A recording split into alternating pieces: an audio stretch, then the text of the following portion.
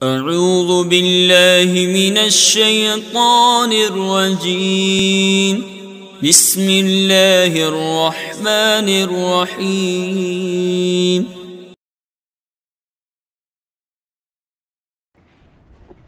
بسم اللہ الرحمن الرحیم۔ میں محمد خسن عالم دارالعلوم غریب نواز پریاگراج جماعت سابیہ کے بچوں سے مخاطب ہوں اور نخبۃ الفکر کا درس چل رہا ہے۔ مصنف فرماتے ہیں وثانی الفرد النسبی سمیہ نسبیا لکون التفرد فیہ حصل بالنسبۃ التی شخص معین وان کان الحدیث فی نفسہ مشہورا ویقل اطلاق الفردیۃ علیہ لأن الغریب والفرد مترادفان لغۃ و اصطلاحا الا ان اہل الاصطلاح غایروا بینہما من حیث کثرۃ الاستعمال وقلتہ فالفرد اکثر ما یطلقونہ علی الفرد المطلق والغریب اکثر ما یطلقونہ علی الفرد النسبی۔ یعنی حدیث غریب کی دوسری قسم فرد نسبی ہے۔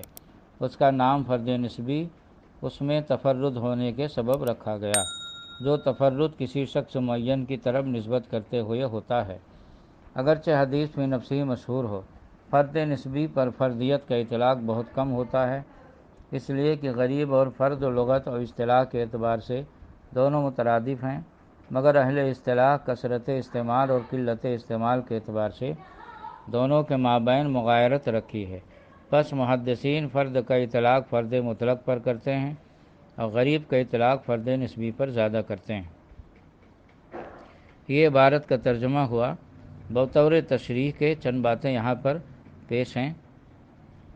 حدیث غریب کی دوسری قسم فرد نسبی ہے۔ فرد نسبی اس حدیث غریب کو کہتے ہیں جس حدیث کی سند کے آغاز یعنی تابعی میں تفرد نہ ہو، اس کے علاوہ کسی طبقہ میں ہو، خواہ درمیان میں ہو یا آخر میں، جیسا کہ نزہۃ النظر صفحہ نمبر 22 حاشیہ نمبر 2 پر ہے۔ اور اس کا نام فرد نسبی اس لیے رکھا کہ اس میں تفرد مخصوص راوی کی طرف نسبت کرتے ہوئے پایا جاتا ہے، اگرچہ دوسرے راویوں کی طرف نسبت کرتے ہوئے حدیث مشہور ہو۔ مثلا کسی حدیث کو حضرت زہری نے حضرت سالم سے اور حضرت سالم نے حضرت عمر سے روایت کی، پھر کسی ایسے شخص نے حضرت زہری سے روایت کی جو متفرد ہے، اس کا کوئی متابع نہیں، یعنی امام زہری سے روایت کرنے میں اس کا کوئی ساتھی نہیں، وہ اکیلا ہے، اور حضرت سالم سے روایت کرنے والے راویوں کی تعداد کثیر ہو۔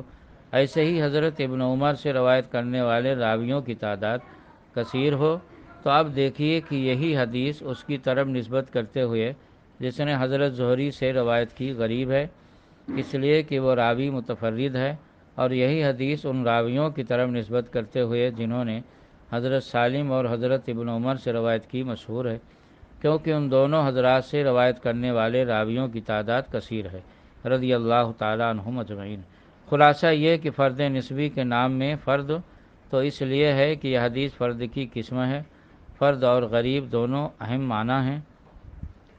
معنی ہیں، اور نسبی اس لیے کہ اس کے اندر تفرد کسی معین اور مخصوص راویوں کی طرف نسبت کرتے ہوئے ہوتا ہے۔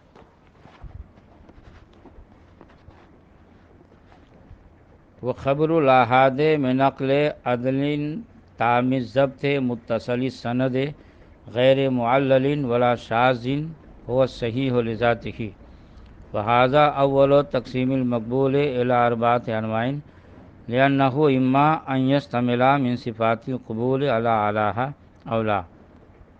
الاول الصحیح لذاته، والثانی ان وجد ما یجبر ذلك القصور ككثرة الطرق فهو الصحیح ايضا لكن لا لذاته، وحيث لا جبران فهو الحسن لذاته، وإن قامت قرينة ترجح جانب قبول ما يتوقف فيه فهو الحسن أيضا لكن لا لذاته، وقدم الكلام على الصحيح لذاته لعلو رتبة۔ اس عبارت کا ترجمہ اور تشریح پچھلے سبق میں آپ حضرات سماعت کر چکے ہیں۔ آج اسی عبارت سے متعلق کچھ باتیں مزید پیش کرنی ہے۔ ایک تو یہ کہ صحیح لذات ہی کو دوسری قسموں پر مقدم کیوں کیا؟ تو اس کا جواب یہ ہے کہ چونکہ صحیح لذات ہی کے راوی کے اندر صفات قبولیت اعلیٰ پیمانے پر پائے جاتے ہیں، لہذا صحیح لذات ہی تینوں سے اعلیٰ اور اشرف ہوئی، اس لیے اس کو اپنے معادہ سے پہلے بیان فرمایا۔ اب صحیح لذات ہی، صحیح لغیر ہی، حسن لذات ہی، حسن لغیر ہی، یہ راوی کے اوصاف کے اعتبار سے جو 4 قسمیں حدیث کی ہوتی ہیں، ان قسموں کی تعریف اور ان کا مفہوم اصطلاحی پیش کیا جاتا ہے۔ صحیح لذات ہی کی تعریف یہ ہے کہ صحیح لذات ہی وہ حدیث ہے جس کے تمام راوی عادل تام الضبط ہوں اور اس کی سند متصل ہو، شذوذ و نکارت و جملہ عیوب سے خالی ہو۔ اب اس میں کچھ قیدیں جو لگائے ہیں، مثلاً عادل تام الضبط اور سند متصل، شذوذ اور نکارت سے پاک ہونا، تو ان قیدوں کا کیا مطلب ہے؟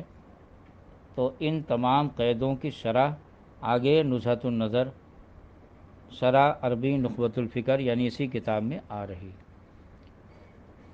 راوی کے عادل ہونے، تام الضبط ہونے اور اس کی سند کے متصل ہونے، شاذ اور معلل نہ ہونے کا مطلب، اس کی تفصیل، اس کے بعد آنے والے متن اور اس کی تشریح میں آپ حضرات تفصیل کے ساتھ ملاحظہ کریں گے۔ صحیح لغیرہ کی تعریف یہ ہے جس کے اندر صحت کی شرائط میں کچھ کمی ہو اور کثرت طرق سے اس کی تلافی ہو گئی ہو۔ حسن لذات ہی کی تعریف یہ ہے کہ جس کے ضبط میں کچھ کمی ہو، بقیہ تمام صحت کی شرائط پائی جاتی ہوں اور اس کی تلافی نہ ہوئی ہو، کیونکہ جب تلافی ہو گئی ہو تب تو وہ حسن لذات ہی نہیں رہے گی، پھر تو صحیح لغیرہ ہو جائے گی۔ اور حسن لغیرہ ہی اس حدیث کو کہتے ہیں، وہ حدیث ضعیف ہے جس کی کثرت طرق سے تلافی ہو گئی ہو، یعنی حدیث ضعیف کہ اگر کئی سندیں سے مروی ہو جائے تو وہ پھر ضعیف نہیں رہتی بلکہ وہ حسن لغیرہ ہو جاتی ہے، اور پھر وہ فضائل کے علاوہ بیان احکام میں بھی معتبر ہو جاتی ہے۔ یہ افادات جو پیش کیے گئے ہیں، یہ نزہۃ النظر اور شیخ عبدالحق محدث دہلوی رحمۃ اللہ علیہ کا مشہور مقدمہ مشکات صفحہ نمبر 5 سے پیش کیا گیا ہے۔ اسی سبق پر مزید تفصیل انشاءاللہ یعنی اور افادات کل کے سبق میں پیش کیے جائیں گے۔ آج ان مفاہیم کا مطالعہ کرنا ہے اور ان کو اچھی طرح سمجھ کر یاد کرنا ہے۔ حدیث سے استدلال کرنے کی یعنی یہ جو 4 قسمیں ہیں، ان 4 قسموں میں کون سی قسم کہاں معتبر ہوگی، کہاں معتبر نہ ہوگی، اور کون سی قسم سے کون سا مسئلہ نکلے گا نہیں نکلے گا، اس سے متعلق بھی تھوڑی سی تفصیل انشاءاللہ کل پیش کر دی جائے گی۔ بسم اللہ الرحمن الرحیم۔ میں محمد خوشنود عالم، دارالعلوم غریب نواز، پریاگ راج۔ کل کے سبق میں آپ حضرات کو بتایا گیا تھا کہ راوی کے اوصاف کے اعتبار سے حدیث کی 4 قسمیں ہیں، اور پھر اس کے بعد چاروں کی تعریف بتائی گئی تھی۔ امید ہے کہ آپ لوگوں نے تعریفیں یاد کر لی ہوں گی۔ آج بتایا جائے گا کہ یہ 4 قسمیں جو بتائی گئی ہیں اس سے نیچے حدیث ضعیف کا درجہ ہے 5ویں درجے پر، اور پھر اس سے نیچے موضوع کا درجہ ہے، اور کون سی حدیث کہاں معتبر ہوگی کہاں نہیں ہوگی، تو اس کے تعلق سے آج کچھ فوائد آپ حضرات کی سماعت تک پہنچانے کی سعادت مندی حاصل کر رہا ہوں۔ تو مختصر آج کے سبق کا یہ ہے کہ اصول عقائد، جن کو دوسرے لفظوں میں آپ عقائد قطعیہ بھی کہہ سکتے ہیں، یہ صرف حدیث متواتر سے ثابت ہوگا۔ جیسے توحید ہے، رسالت ہے، قرآن ہے، کتاب اللہ ہے، ان کا اس بات حدیث متواتر سے ہوگا۔ اور عقائد ظنیہ جیسے قبر کے احوال، میزان کے اعمال وغیرہ وغیرہ، ان کو عقائد ظنیہ کہتے ہیں۔ ان کا اس بات خبر واحد سے بھی ہو سکتا ہے، کیونکہ جس طرح فقہ میں اصول اور فروع ہوتے ہیں، اسی طرح عقائد میں بھی اصول اور فروع ہوتے ہیں۔ اسی لیے عقائد کے بھی دو امام ابو موسیٰ اشعری رضی اللہ تعالیٰ عنہ اور امام ابو منصور ماتوریدی، دو امام عقائد اہل سنت کے مانے جاتے ہیں۔ تفصیل بہار شریعت کے حصہ اول میں آپ ملاحظہ کر سکتے ہیں۔ اور احکام، تو احکام یعنی حلال و حرام کے مسائل، جائز ناجائز کے مسائل، اس کے لیے حدیث کم سے کم حسن لغیر ہی ہونا چاہیے۔ اور فضائل اور مناقب کے لیے حدیث ضعیف کافی ہے، اور علماء کرام حدیث ضعیف کو فضائل اور اعمال میں بالاتفاق معتبر مانتے ہیں۔ اس چیز کو بھی ہم ثابت کریں گے۔ عقائد قطعیہ جیسے توحید، رسالت، قرآن، کتاب اللہ، ان کا اس بات صرف حدیث متواتر سے ہوگا، خواہ اس کا تواتر لفظی ہو یا معنوی۔ تاجدار علم و فن اعلی حضرت امام اہل سنت علیہ رحمہ ارشاد فرماتے ہیں، جن باتوں کا ثبوت احادیث سے پایا جائے وہ سب ایک پلہ اور ایک درجے کی نہیں ہوتی، بعض تو اس اعلیٰ درجہ قوت پر ہیں کہ جب تک حدیث مشہور متواتر نہ ہو اس کا ثبوت نہیں دے سکتے۔ آحاد اگرچہ کیسے ہی قوت سند و نہایت صحت پر ہوں، اس کے معاملہ میں کام نہیں دیتی۔ عقائد میں حدیث آحاد اگرچہ صحیح ہو کافی نہیں۔ یہ اصول عقائد اسلامیہ ہیں جن میں خاص یقین درکار ہے۔ فتاوی رضویہ شریف جلد ثانی صفحہ نمبر 49 تا 55، یعنی صفحہ نمبر 49 سے لے کر 55 تک میں یہ مسئلہ پھیلا ہوا ہے، تفصیل اور دلائل کے ساتھ اعلیٰ حضرت نے نقل کیا ہے۔ میں نے یہاں پر فتاوی رضویہ قدیم جلد ثانی کے صفحہ نمبر 49 تا 55 کا خلاصہ پیش کر دیا۔ لہذا جب بولا جاتا ہے کہ عقیدہ میں خبر واحد معتبر نہیں، تو اس سے مراد ہے اصول عقائد یعنی عقائد قطعیہ، کیونکہ عقائد ظنیہ میں خبر واحد معتبر ہے۔ اور حضرت علامہ مولا علی قاری رحمۃ اللہ علیہ فرماتے ہیں، الآحاد لا تفید الاعتماد فی الاعتقاد، حدیث آحاد دربار اعتماد کا فائدہ نہیں دیتی۔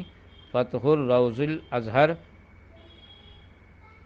بحوالہ فتاوی رضویہ جلد ثانی صفحہ نمبر 55۔ اور حضرت علامہ تفتازانی رحمۃ اللہ علیہ فرماتے ہیں، حدیث آحاد اگرچہ تمام شرائط صحت کی جامع ہوں، ظن ہی میں فائدہ دیتی ہیں، اور معاملہ اعتقاد میں ظنیات کا کچھ اعتبار نہیں۔ شرح عقائد نصفی بحث تعداد انبیاء صفحہ نمبر 101۔ مراد یہ عقائد میں ان کا کچھ اعتبار نہیں، یعنی عقائد قطعیہ اور اصول عقائد میں۔ اور رہے عقائد ظنیہ جیسے قبر کے احوال، میزان اعمال وغیرہ، ان کا اس بات خبر واحد سے بھی ہوتا ہے۔ تفصیل کے لیے، اس مسئلے کی تفصیل کے لیے آپ مقدمہ نزہۃ القاری صفحہ نمبر 43 ملاحظہ کر سکتے ہیں۔ تیسرا درجہ احکام کا ہے، ان کے اس بات کے لیے حدیث صحیح یا کم از کم حسن لغیر ہی ہونی لازم ہے۔ فتاوی رضویہ جلد ثانی صفحہ نمبر 550۔ رہے فضائل اور مناقب، خواہ فضائل اعمال ہوں خواہ فضائل اشخاص، ان سب میں علماء ضعیف حدیث بالاتفاق معتبر مانتے ہیں۔ تفصیل کے لیے آپ فتاوی رضویہ جلد دوم صفحہ نمبر 526، نزہۃ القاری جلد اول صفحہ نمبر 43 اور امام نووی کی شرح مسلم جو مسلم شریف کے حاشیہ پر چھپ کے حاشیہ کے ساتھ مسلم شریف کے حاشیہ پر چھپا ہوا ہے، امام نووی کا حاشیہ، اس میں بھی اس بات کی صراحت ہے کہ حدیث ضعیف بالاتفاق فضائل میں معتبر ہے، جس میں آپ مسلم شریف جلد اول صفحہ نمبر 21 کے حاشیہ پر دیکھ سکتے ہیں۔ مقاصد حسنہ زیر حدیث من بلغہ عن اللہ صفحہ نمبر 405 پر بھی یہ مسئلہ موجود ہے کہ حدیث ضعیف فضائل اعمال و مناقب میں بالاتفاق معتبر ہے۔ فتح القدیر باب الامامہ جلد اول صفحہ نمبر 303 پر بھی یہ مسئلہ ہے کہ فضائل میں حدیث ضعیف بالاتفاق معتبر ہے۔ تدریب الراوی النوع الثالث والعشرون سے تھوڑا سا پہلے جلد اول صفحہ نمبر 298 پر بھی یہ مسئلہ ہے۔ اب دیوبندیوں کی بڑی معتبر کتاب مظاہر حق سے بھی ایک عبارت پیش کی جاتی ہے۔ دیوبندی وہابی اصل میں حدیث ضعیف سے اس لیے چڑھتے ہیں کہ چونکہ وہ انبیاء کرام اولیاء کرام کے فضائل کے قائل ہے ہی نہیں، تو اس لیے وہ سوچتے ہیں کہ ضعیف حدیث کو اگر ہم معتبر مانیں گے تو فضائل ماننا پڑے گا، اور وہ بزرگوں کے فضائل کے قائل ہیں نہیں۔ حالانکہ کتابوں میں ان کے بڑے لکھ چکے ہیں کہ ضعیف حدیث فضائل میں معتبر ہے۔ مثلا مظاہر حق میں راوی حدیث صلاۃ الاوابین کا منکر الحدیث ہونا امام بخاری نے سے نقل کر کے لکھا، اس حدیث کو اگرچہ ترمذی وغیرہ نے ضعیف کہا ہے لیکن فضائل اعمال میں عمل کرنا ضعیف حدیث پر جائز ہے۔ یہ دیکھیے مظاہر حق اردو ترجمہ مشکوٰۃ شریف باب الشفقہ والرحمہ جلد چہارم صفحہ نمبر 592 پر دیکھ سکتے ہیں۔ یہ دیوبندیوں کے بہت بڑے سرگنا ہیں جو کہہ رہے ہیں کہ فضائل اعمال میں حدیث ضعیف پر عمل کرنا جائز ہے۔ یہ عجیب بات ہے کہ فضائل اعمال میں حدیث ضعیف پر ہم عمل کریں تو بدعت اور شرک کا فتویٰ لگتا ہے، اور دیوبندی عمل کریں وہابی عمل کریں تو یہ جائز ہے۔ فتاوی ثنائیہ میں بھی صاف یہ مسئلہ موجود ہے۔ غیر مقلدین کے شیخ الاسلام ثناء اللہ امرتسری نے سے جب پوچھا گیا کہ نماز کے بعد دعا کرنے والی حدیث تو ضعیف ہے، اس پر عمل کرنا پھر کیسے جائز ہے، تو جواب میں لکھتے ہیں کہ حدیث ضعیف پر فضائل اعمال میں عمل جائز ہے، اور جس مسئلے میں صحیح حدیث موجود نہ ہو ضعیف موجود ہو اس میں ضعیف حدیث ہی پر عمل کیا جائے گا، یعنی اس میں قیاس کو دخل نہیں۔ تو ظاہر سی بات ہے پھر جہاں جہاں یہ قاعدہ ضعیف حدیث میں ہر جگہ یہ قاعدہ چلے گا، جہاں جہاں صحیح حدیث موجود نہ ہو ضعیف موجود ہوگی، ضعیف پر عمل کیا جائے گا۔ الغرض یہ وہابی دیوبندی غیر مقلد ان سب کے بڑے اس بات کی صراحت کر چکے ہیں اپنی بڑی بڑی کتابوں میں کہ ضعیف حدیث فضائل اعمال میں معتبر ہے، اس کے باوجود ضعیف حدیث پر عمل کرنے والوں کو مشرک اور بدعتی کہنا، یہ کہنا ان کی طرف لوٹ جائے گا اور ان کی جھولی میں شرک بدعت کا ایک گنا اضافہ اور ہو جائے گا۔ بسم اللہ الرحمن الرحیم۔ میں محمد خشنود عالم دارالعلوم غریب نواز پریاگ راج جماعت سابعہ کے بچوں سے مخاطب ہوں اور نخبۃ الفکر کا درس چل رہا ہے۔ آج کے سبق میں حدیث ضعیف سے متعلق کچھ فوائد بیان کیے جائیں گے کہ کبھی ایسا بھی ہوتا ہے حدیث ضعیف کے لیے کچھ ایسے قرائن مہیا اور فراہم ہو جاتے ہیں جن کی وجہ سے حدیث ضعیف قوی ہو جاتی ہے اور بیان احکام میں معتبر ہو جاتی ہے۔ فضائل اعمال اور مناقب میں عموماً حدیث ضعیف کا اعتبار کیا جاتا ہے، اس لیے مناسب معلوم ہوتا ہے کہ یہاں پر ان بعض قرائن کا ذکر کر دیا جائے جن کی بنا پر حدیث ضعیف قوی ہوتی ہے اور اس کا ذوب جاتا رہتا ہے۔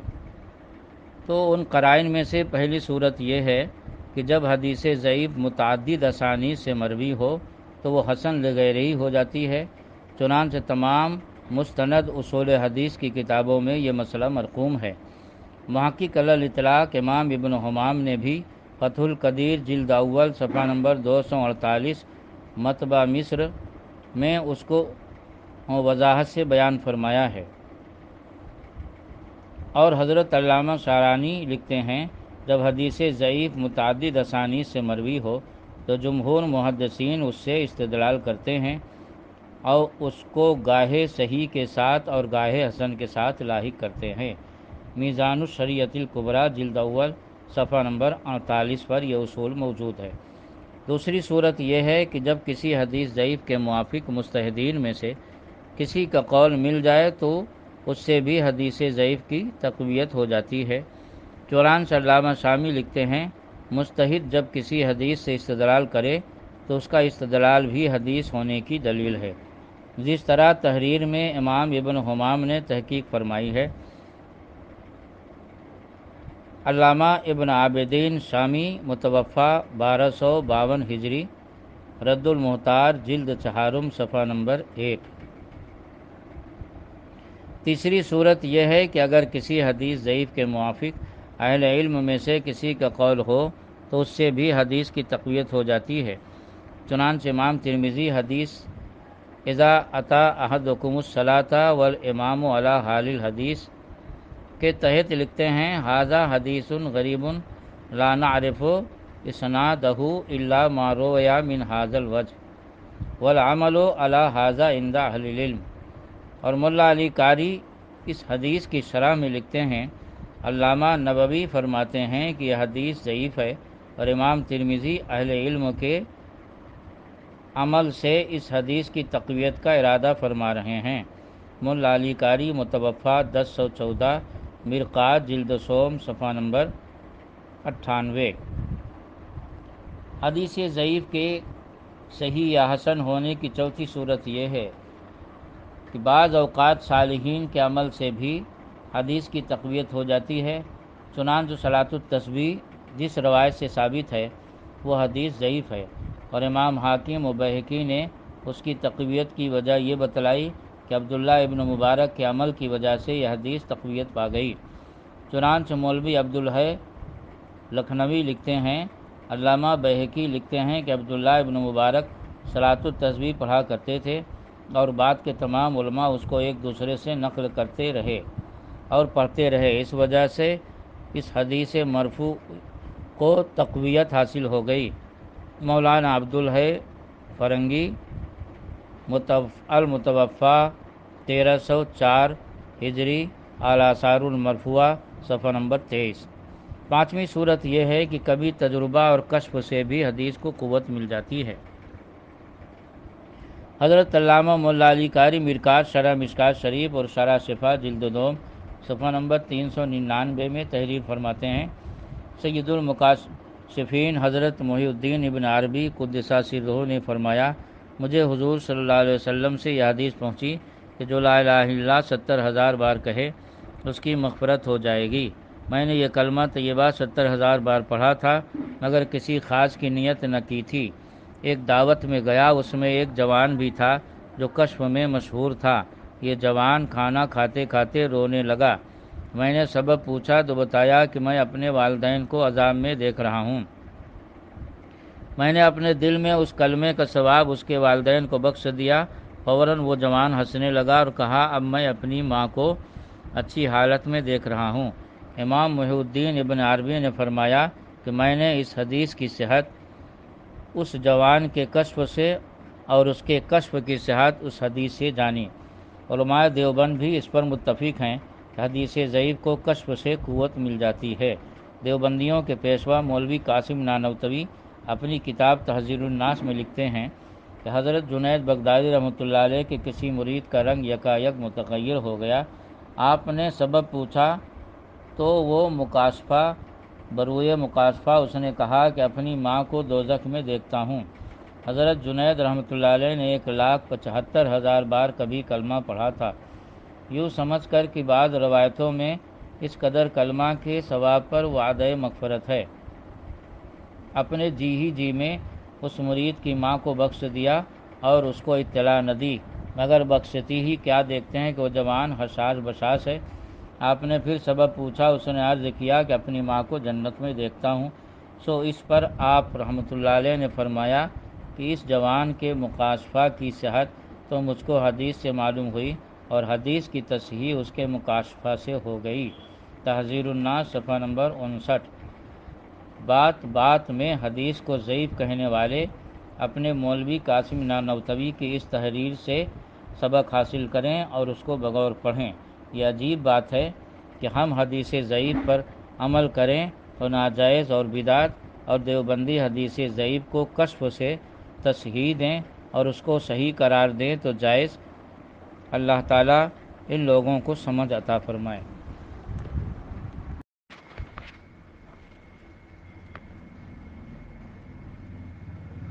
بسم اللہ الرحمن الرحیم۔ میں محمد خشنود عالم دارالعلوم غریب نواز پریاگ راج جماعت سابعہ کے بچوں سے مخاطب ہوں اور نزہۃ النظر کا درس چل رہا ہے۔ آج کچھ فوائد حدیث ضعیف کے بارے میں آپ حضرات کی سماعت تک پہنچائے جائیں گے، کیونکہ بدعقیدے حدیث ضعیف کو دیکھ کر ایسا منہ بناتے ہیں کہ گویا حدیث ضعیف کہیں پر معتبر ہے ہی نہیں۔ کچھ فوائد اس تعلق سے کل پیش کیے گئے تھے، لیکن آج اور مزید فوائد پیش کیے جاتے ہیں تاکہ پتہ چلے کہ حدیث ضعیف بیان احکام میں غیر معتبر ہے لیکن بیان فضائل میں معتبر ہے اور حدیث ضعیف سے مستحب ثابت ہوتا ہے۔ لہذا حدیث ضعیف کو اس انداز سے عوام کے سامنے پیش کرنا یا کوئی پیش کرے تو اس کو سن کے اس انداز سے منہ بنانا کہ گویا کہیں معتبر ہی نہیں، یہ شریعت پر زیادتی ہے اور یا تو اصول سے ناواقفی۔ محدثین و فقہا وغیرہم علماء نے فرمایا کہ فضائل اور نیک بات کی ترغیب اور بری بات سے خوف دلانے میں حدیث ضعیف پر عمل جائز و مستحب ہے۔ حوالہ کے لیے ملاحظہ ہو کتاب الاذکار المنتخب من کلام سید الابرار صلی اللہ تعالی علیہ وسلم، صفحہ نمبر 7، فتح القدیر فصل فی الصلاۃ علی المیت جلد دوم، صفحہ نمبر 95، موضوعات کبیر حدیث و مسح الرقبۃ، صفحہ نمبر 63، نسیم الریاض شرح شفا دیباچہ، صفحہ نمبر 43 جلد اول۔ اور میرے آقائے نعمت اعلی حضرت امام اہل سنت علیہ رحمت و رضوان فرماتے ہیں، اقول وباللہ التوفیق، بلکہ فضائل اعمال میں حدیث ضعیف پر عمل کرنے کے معنی ہی یہ ہیں کہ استحباب مانا جائے، ورنہ نفس جواز تو اصالت اباحت و ان ادام نہیں شرعی سے آپ ہی ثابت، اس میں حدیث ضعیف کا کیا دخل ہوا؟ تو لا جرمہ ورود حدیث کے سبب جانب فعل کو مترجح مانیے کہ حدیث کی طرف اسناد محقق اور اس پر عمل صادق ہو، اور یہی معنی استحباب کا ہے۔ فتاوی رضویہ قدیم جلد دوم، صفحہ نمبر 554۔ حدیث ضعیف احکام میں بھی مقبول ہے اگر محل احتیاط ہو، یعنی یہ قاعدہ ہے کہ حدیث ضعیف بیان احکام میں جو معتبر نہیں کہا جاتا ہے، یہ وہاں جہاں محل احتیاط نہ ہو۔ اگر محل احتیاط ہو تو ایسے مقام پر بیان احکام میں بھی حدیث ضعیف معتبر ہے، جیسا کہ امام نووی متوفی 676 ہجری فرماتے ہیں، حلال و حرام کے احکام مثلاً بیع نکاح وغیرہ میں حدیث صحیح یا حسن کے سوا اور کسی پر عمل درست نہیں، مگر یہ کہ اس میں احتیاط ہو، مثلاً بیع یا نکاح کی کراہت میں کوئی حدیث ضعیف وارد ہو۔ شرح مسلم للنووی جلد اول، صفحہ نمبر 21، نسیم الریاض شرح شفا تتمہ جلد اول، صفحہ نمبر 42۔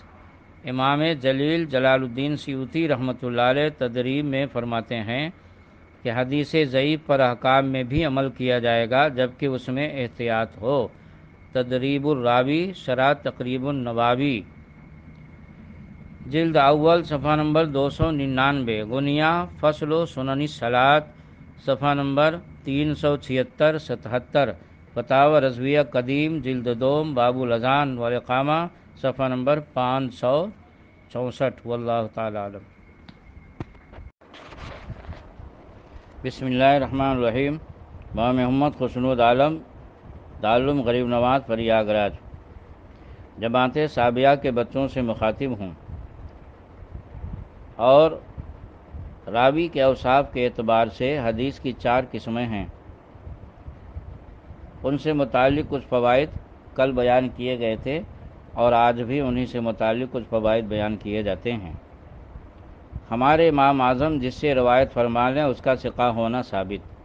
سبحان اللہ، یہ کیسا ضابطہ ہے جو غیر مقلدین کے سر پر 1000 من کا پہاڑ ہے۔ ملاحظہ ہو، امام محمد ابن حسن رضی اللہ تعالیٰ عنہ کتاب الآثار میں ارشاد فرماتے ہیں کہ ہمارے امام اعظم رضی اللہ تعالیٰ عنہ نے از لیث ابن ابی سلیم از مجاہد از ابن مسعود رضی اللہ تعالیٰ عنہ روایت کیا کہ یتیم کے مال میں زکوٰۃ نہیں۔ لیث علماء عابدین میں سے تھے اور انہیں اخیر عمر میں اختلاط ہو گیا، اور یہ بات مسلم ہے کہ امام اعظم ان سے اختلاط کے بعد حدیث اخذ نہیں کر سکتے، کیونکہ آپ حدیث اخذ کرنے میں جتنے سخت ہیں دوسرے اتنے سخت نہیں، جیسا کہ مشہور و معروف ہے۔ فتح القدیر کتاب الزکوٰۃ جلد دوم صفحہ نمبر 115۔ اس ضابطہ سے معلوم ہوا کہ امام اعظم ابو حنیفہ رحمۃ اللہ علیہ خاص اسی راوی سے حدیث لیتے تھے جس راوی کی حدیث صحیح سند سے ثابت ہوتی۔ لہذا امام اعظم ابو حنیفہ رحمۃ اللہ علیہ کا کسی حدیث سے دلیل لانا اور اس سے اجتہاد کرنا اس بات کی دلیل ہے کہ وہ حدیث صحیح سند سے ثابت ہے، اس کے تمام راوی ثقہ ہیں۔ لہذا رفع یدین یا ناف کے نیچے ہاتھ باندھنا یا آمین بالجہر وغیرہ وغیرہ، ان حدیثوں میں اگر غیر مقلدین ترمذی شریف، ابو داؤد، نسائی وغیرہ میں کسی ضعیف راوی کو دکھاتے ہیں کہ دیکھیے اس کی سند میں فلاں راوی ضعیف ہے، تو یاد رہے وہ راوی امام اعظم کے زمانے میں پیدا بھی نہیں ہوا تھا، کیونکہ امام اعظم تابعی ہیں اور راوی تابعی کے بعد کا ہے، اور جو راوی امام اعظم کے بعد کا ہو وہ امام اعظم ابو حنیفہ رحمۃ اللہ علیہ کی حدیث کو ضعیف نہیں کر سکتا، کیونکہ جب وہ اس وقت پیدا ہی نہیں ہوا تھا تو اس کے ذوف کا کیا اعتبار۔ اور جب یہ قاعدہ مسلم ہے، خود ان کے شاگرد امام محمد رحمۃ اللہ علیہ جو عظیم الشان محدث کی حدیث شریف میں باقاعدہ موطأ امام محمد نام سے ایک کتاب لکھی، عظیم الشان مجتہد کہ انہوں نے صحاح ستہ کے نام سے امام اعظم ابو حنیفہ کے اقوال اکٹھا کیے، جن کا مجتہد اور محدث ہونا پوری امت کے نزدیک مسلم ہے۔ انہوں نے جب کتاب الآثار میں اس بات کا اعلان کر دیا کہ ہمارے امام اعظم حدیث روایت کرنے میں بہت محتاط ہیں اور وہ حدیث روایت کرنے میں بہت سخت ہیں، جیسا کہ مشہور و معروف ہے، لہذا امام اعظم علیہ الرحمہ جس حدیث سے اجتہاد کریں یہ اس بات کی دلیل ہے کہ ان کے نزدیک اس سند سے وہ حدیث پہنچی ہے جو سند ضعیف نہیں ہے، اور یہ ترمذی، بخاری اور نسائی اور صحاح ستہ وغیرہ تو اس دور میں لکھی بھی نہیں گئی تھیں۔